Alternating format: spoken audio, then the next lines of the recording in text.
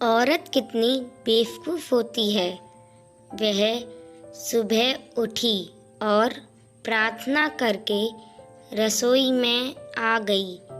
चाय के लिए चूल्हे पर पानी रखा, फिर बच्चों को जगाया ताकि वह स्कूल के लिए तैयार हो सके। रसोई में जाकर चाय बनाई और अपने सास ससुर को दे दी। फिर उसने अपने बच्चों के लिए नाश्ता बनाना शुरू किया। बच्चे जब तैयार हुए तो उन्होंने नाश्ता किया और उसने बच्चों का लंच बनाया। इसी बीच बच्चों की वैन आ गई। बच्चों को स्कूल भेजकर टेबल से बर्तन समेटे। इसी बीच पति ऑफिस के लिए तैयार होने गए तो उनकी ज़रूरी चीज़ें निकाल कर दे दी। जल्दी से किचन में आई और पति के लिए नाश्ता बनाने लगी। एक पराठा और अंडा बना ही था कि कुंवारी ननद रसोई में आई। यह कहकर नाश्ता ले गई कि मुझे कॉलेज के लिए देरी हो रही है। इसी समय देवर भी यूनिवर्सिटी जाने को तैयार हो गया। जल्दी से पति और देवर के लिए नाश्ता बनाया और मेज पर रख दिया।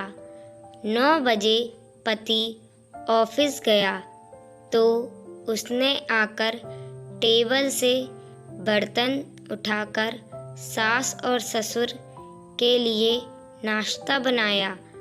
जब तक सास और ससुर ने नाश्ता किया तब तक वह रसोई साफ कर बर्तन धो चुकी थी। सास ससुर के बर्तन समेट ही रही थी कि तभी सफाई वाली मासी आ गई तो उनके साथ मिलकर घर की साफ सफाई की। मासी गई तो 11 बज चुके थे। तभी घंटी बजी तो विवाहित ननद अपने 2 छोटे बच्चों के साथ आ गई। मेहमानों के लिए जल्दी जल्दी चाय और उसके साथ कुछ नाश्ता बनाया। उस समय 12 बज रहे थे। वह जल्दी से रसोई में खाना बनाने गई तो सास की आवाज़ आई, आज अपने ननद के लिए कुछ अच्छा बनाना।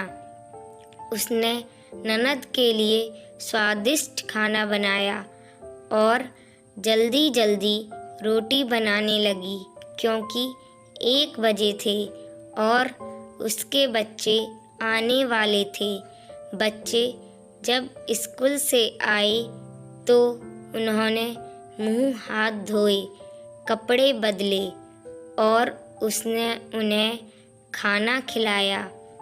तभी कॉलेज से छोटी ननद भी आ गई और देवर भी वापस आ गया। उसने सबके लिए जल्दी जल्दी रोटी बनाई और सबको परोस कर खिलाया। जब सब खाकर उठे तो 3 बज चुके थे और उसे अचानक भूख लगी। उसने देखा तो एक भी रोटी नहीं बची थी। वह सब बर्तन समेटकर रसोई में जा ही रही थी कि उतने में उसका पति घर आ गया। उसे देखकर पति ने कहा, मुझे बहुत भूख लगी है, जल्दी से खाना दो। वह झट से रसोई में गई और पति के लिए रोटियां और कुछ सब्जी बनाने लगी। जब उसने अपने पति के लिए खाना बनाया तब 4 बज चुके थे। उसके पति ने उससे कहा, आओ तुम भी खा लो। उसने आश्चर्य से पति की ओर देखा क्योंकि उसने सुबह से कुछ नहीं खाया था। वह पति के साथ खाना खाने बैठ गई। जब उसने अपने मुंह में रोटी का टुकड़ा रखा तो उसकी आँख से आंसू निकला। उसके पति ने पूछा, तुम रो रही हो? उसने सोचा, मैं इनसे क्या कहूँ? ये क्या जानते हैं कि ससुराल में इतनी मेहनत के बाद यह रोटी मिलती है जिसे लोग मुफ्त की रोटी कहते हैं। उसने अपने पति को उत्तर दिया, कुछ नहीं। उसके पति ने कहा, स्त्री कितनी बेवकूफ़ होती है, बिना किसी कारण के रोने लगती है।